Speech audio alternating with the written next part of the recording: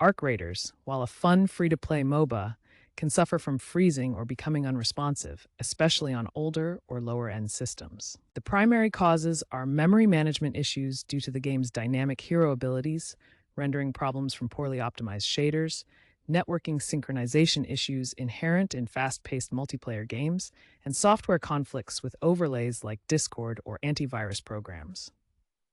To immediately improve stability, first update your GPU drivers to the latest versions like NVIDIA GeForce 560 or AMD Radeon 24.11 or newer. Ensure your system meets the minimum requirements: an Intel Core i5 or equivalent, 8GB RAM, and a GTX 1050 Ti. Also, try closing unnecessary background applications to free up resources. Many players have found that simply updating drivers resolves 50% of freezing cases.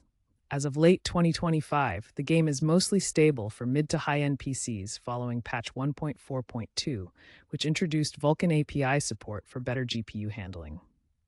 If basic steps don't resolve the freezing, enable verbose logging in the game's settings to capture crash data for developers.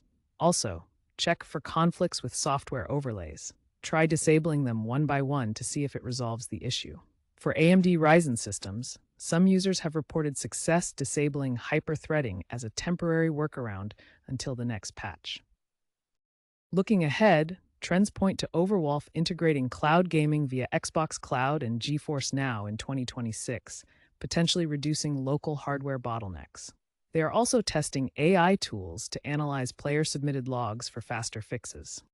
Remember, the developers are actively working on optimizing the game, so stay updated with patch notes and community forums. If you encounter a freeze, consider submitting a bug report with your system specifications to help the development team improve stability.